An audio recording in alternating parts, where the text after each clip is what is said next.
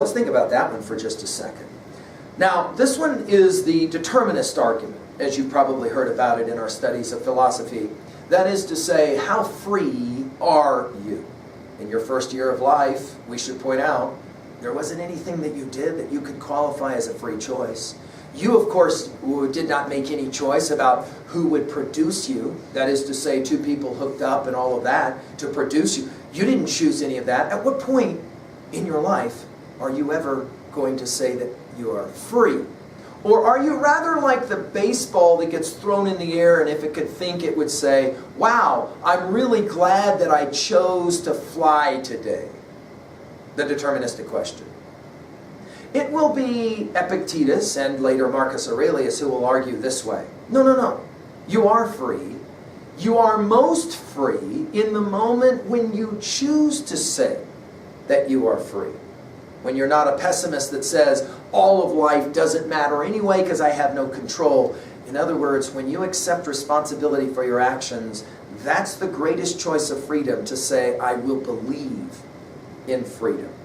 You are as free as you allow yourself to be. We'll continue. He has another set of lines that I find compelling. Listen to this one. True instruction is this: to learn to wish that each thing should come to pass as it does. Acceptance, in other words, is the Stoic virtue. Now, of course, we're familiar with this in our study of Lao Tzu and the Tao Te Ching, Taoism as a Chinese philosophy. The notion that whatever happens in your life, can you accept it? That doesn't mean that you like it. That doesn't mean that you don't work to change it. But can you learn from it through the process? The power of negative models, as we've talked about in the past. Someone in your life who is treating you poorly, you can forgive that individual. You can learn from the negative model and move on with your life. This is going to be a powerful observation. Another interesting idea. You must know, he says it this way, you must know that it's no easy thing for a principle to become a man's own, unless each day he maintain it and hear it maintained, as well as work it out in life. Two observations for your notes. One, anybody can come up with a principle that he or she says, I want to live this idea. For example, loving all people because you're a citizen of the world, that's a great idea.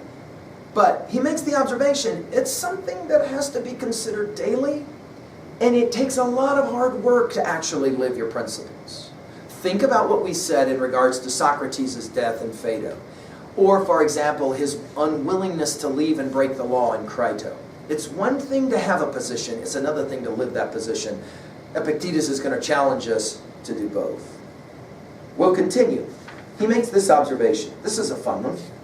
Remember never to say that you are alone, for you're not alone, but God is within. Now, this is an interesting idea. Conrad, of course, will say, through Marlowe, we live as we dream, alone in heart of darkness. And we've had this discussion in 303 before about, are you alone in this world, all by yourself, and the most important moments all kind of happen to you all by yourself? Or rather, is your whole life one beautiful constructed matrix of all these different kinds of lives and life forms that are coming in and out of your life? Epictetus will say you have to choose in that regards, and I recommend that you choose to believe that you're not alone, that you live in a world in which you're always there with your soul, you're always there with your spirit, you're always there with the decision to choose to live with other people as a citizen of the world, as he said it. You're never alone. He will make this observation, which I find as well fascinating. He says, the beginning of philosophy is to know the condition of one's own mind. Wow. This is an important idea. In other words, before you can begin to really work on yourself, you have to accept your weaknesses, as we said in earlier lectures, that thing in your neck, that intellectual weakness, that thing that's keeping you from doing the very things that you want to aspire to do. How about this one? This is the reason why Socrates, when reminded that he should prepare for his trial, answered, thinkest thou not that I have been preparing for it all my life? In other words, he says, the student will respond by asking, in what way? And Socrates will respond, I've maintained that which in me lay, he says. How so? I never secretly or openly done a wrong unto any other person. In other words, it sounds a lot like what Beowulf says at the end of his life. I try to always treat people well, especially those within my own tribe, is the way Beowulf says it. We'll continue here as we finish with our comments. How about this one? Things that are not in our power are nothing to me. In other words, he makes this observation. If back to our milk carton observation of losing energy, if you have something going on in your life that's consuming your energy, the obvious question is, can you control it? If you can control it, then do something about it. If you can't control it, then you have to let it go. I remember that I gave this lecture. I think I said this in my Thoreau lecture to you. I gave this series of comments, and a young lady came back the next day and she said, well, after a year and a half of living with my boyfriend in a toxic relationship, I finally broke up with him last night. And everyone was like, no way. And she said, yeah, here's the deal. It was all about that energy conservation model that we were talking about. I said to him, I love you.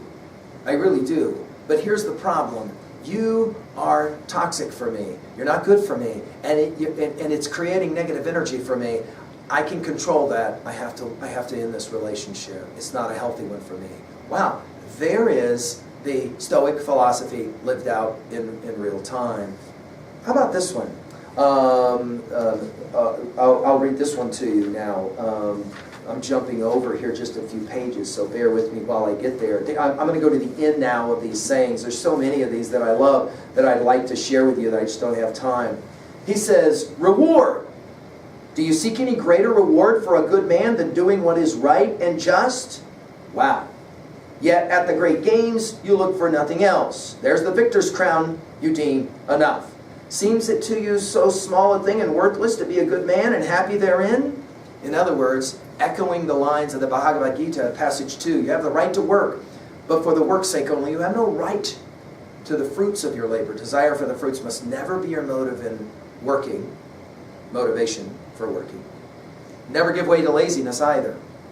This is a compelling idea. If you live your life always looking for somebody to pat you on the back and tell you did a great job, what are you going to do when they don't do it? When you don't get the accolades, when you don't get the rewards, when you don't get the Scooby snack, what are you going to do? You're going to see all of your work as wasted? Epictetus will say it's not the way to look at your life. Don't work simply for rewards. Now, rewards are fine and fun, and we love to get them, and we love the compliments, and we love the money that we get when we work or whatever, but that's not why you work. That's not the reason that you work. It's an interesting idea. Again, we said we're going to give some ideas that you may disagree with. That's okay, too. How about this one?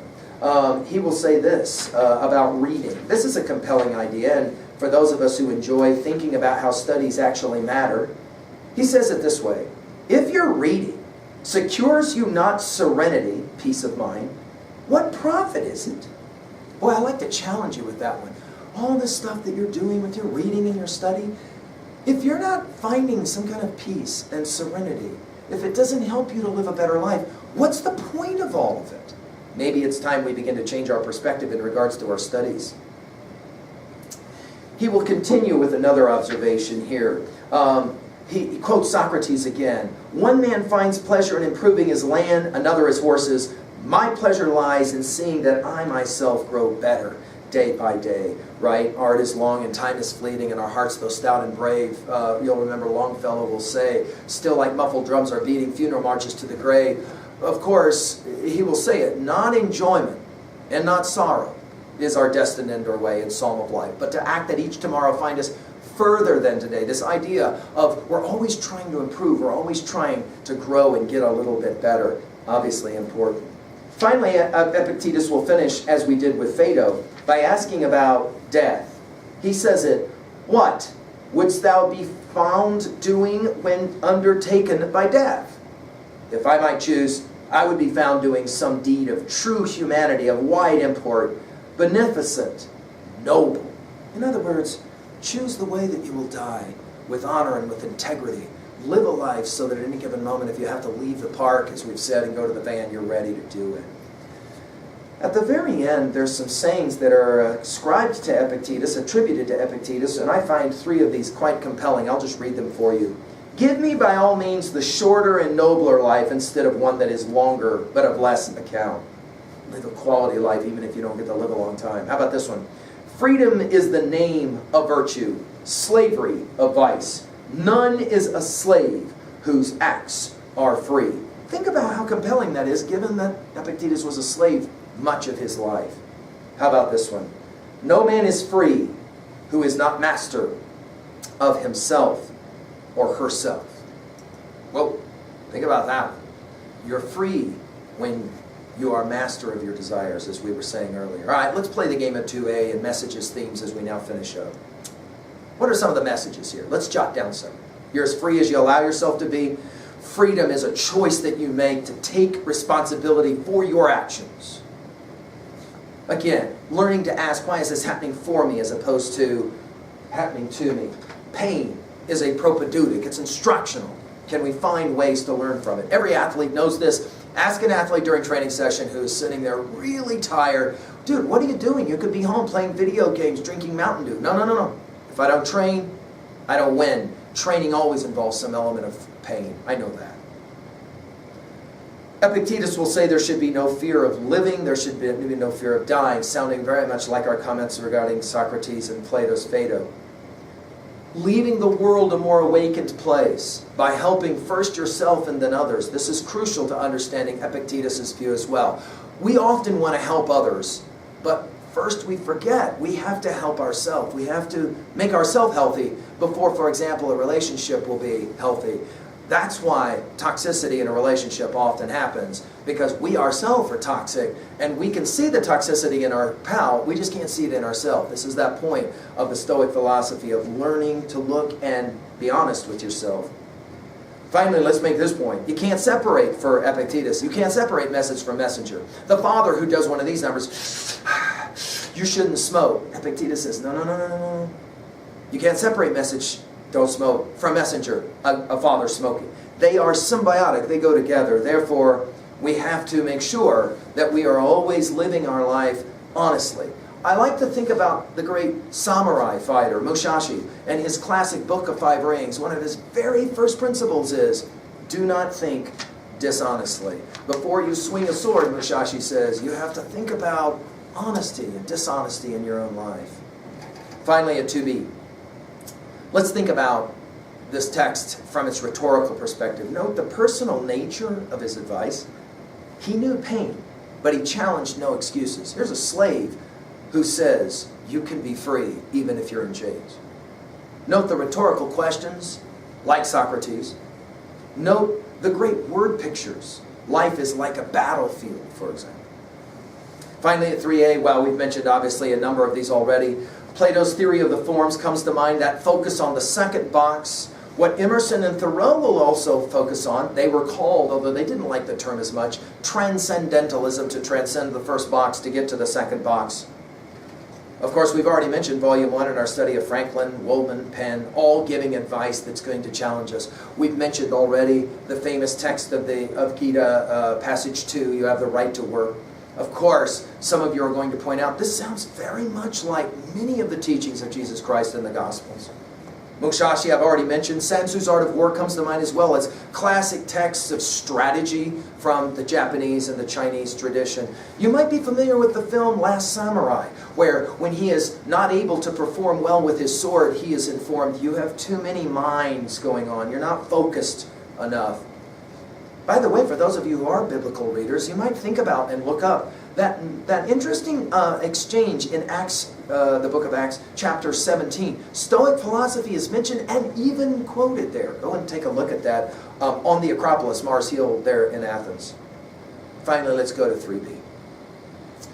I promised that we would get there, and so now let's do it. Let's talk about it in your notes as the power of dissonance. When things aren't quite fitting up. There's any number of ways we can think about this being challenged through dissonance. Think about the cave allegory in Plato, for example, and the idea that fear and pain is so important and propedeutic in leaving the cave of shadows and coming into the light of truth. Think about Phaedo and emotional dissonance as those students of Socrates are sitting there in the cell, obviously very emotionally distraught, as Socrates is laughing and saying, "What is your problem? Come on, have you not listened to anything I've said over the years?" There's this great Russian psychiatrist and psychologist named Vygotsky who said that there's this thing that's really important in the lives of students called cognitive dissonance, when two ideas aren't quite fitting. Think about how in your own experience at 3D, that sometimes has been the source of some of your greatest learning, when two ideas weren't quite fitting together. Or we can think about Wordsworth and our comments on Tintern Abbey. You can go and back to those remarks again. Remember, he says that he's disturbed with the joy of elevated thoughts. In other words, allow for Epictetus' philosophy to challenge you in some way. How are you expending your energy?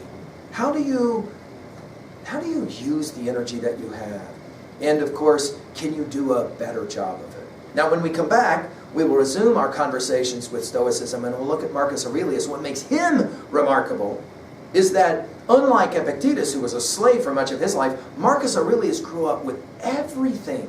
He could go to the mall and buy the entire mall. He'd go to the trucks, to the car dealership and buy every truck on the lot. If you had that kind of money and that kind of power, could you live with restraint at all?